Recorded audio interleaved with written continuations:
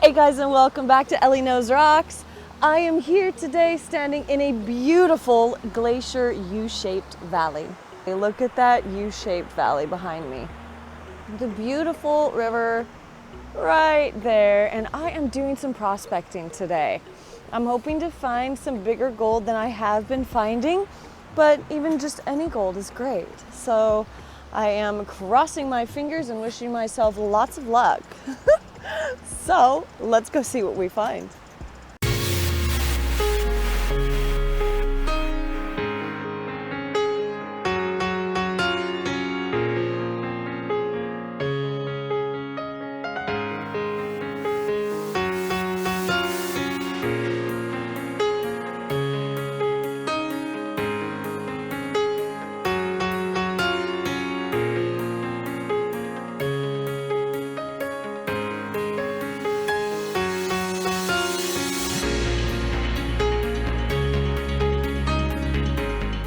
This glacier valley is a perfect place to be looking for gold.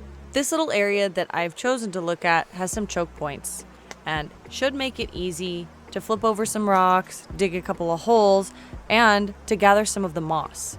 Now, before anybody freaks out on me, miner's moss is not a sustainable way to look for gold. It's just a way to tell me if there's any gold in the crevices of the rocks. Hoping it got trapped just gives me little indicators that gold is in this area before traveling downstream to the fjord. Now, this area is really where I would love to mine. I know it looks unconventional, but from research that I did later on, it turned out it was pretty right on the money. A lateral moraine can be an amazing place to be searching for gold.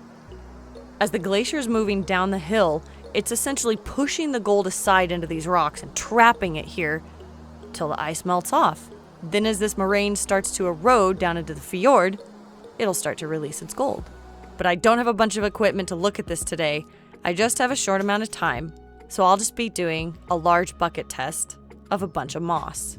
We'll get back to the moraine in a different video. So on this lateral moraine right here, this big guy stretches all the way up the valley that way. It was cut somewhere in the middle, and it stretches all the way down to the fjord. We have some massive white quartz with some really pretty epidote on it. Look at how that shines. We've got little tiny pieces with a lot of mica. And it looks like it's a gold color, but it is definitely not gold. We have a little bit of K-spar with some epidote. More kind of almost an amphibolite type rock. Some gneiss. There is a lot of different patterns. You can even see some banding in this one. Lots of mica, lots of hornblende, lots of magnetite also. There is a lot of magnetite in this area. I mean, and you can just see it glisten, and it's a little bit heavy. What else do we have? A little bit of metavolcanics, also metavolcanics. Got some more like hornblende and mica. So there are some sulfides out here also. This right here, we have a little bit of pyrite. Beautiful gneissic rock with a lot of mica in there. And biotite. I mean, it's got that brownish color. There's a fair amount of iron in a lot of these rocks. Oh, that's a nice little metamorphic rock right there. So you never know what you're going to get in a glacier moraine and a glacial till, because there are so many different varieties, because these rocks all came from somewhere up there, from that little horn, well, very large horn right here. And it's got like a scoop out of it. I believe it's called a cirque.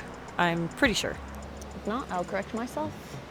And so all of these rocks are coming from way over there. You've got just beautiful, beautiful terrain, and so you never know exactly where these came from unless you hike up the valley. But we are going to try to find some gold.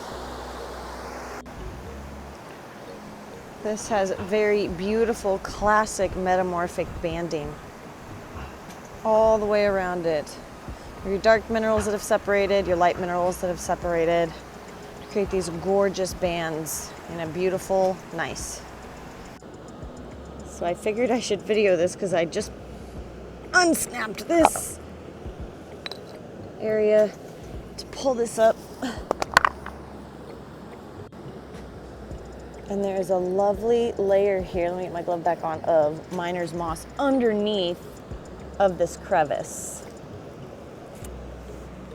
Let's hope that there's something in there.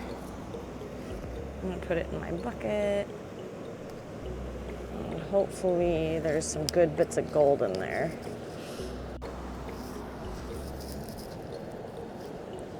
Fingers crossed.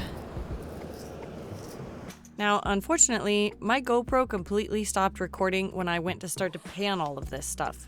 I seemed to have that problem while I was in Greenland, it would just freeze and not work. But I'm about to classify it, pull out all the weeds, and pan it down.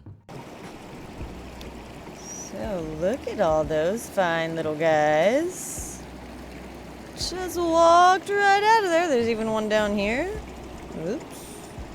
That's all right though, we'll shake all these bad boys down. Look how cool that is, yeah.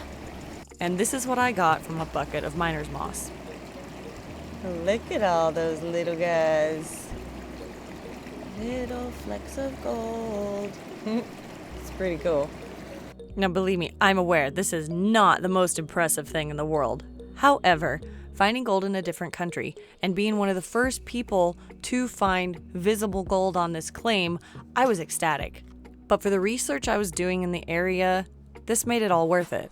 This didn't take too much time out of my day, and it really told me a lot about this upper part of the claim. I know this was a short video, guys, but thank you so much for being a part of it and for always being a part of my adventure.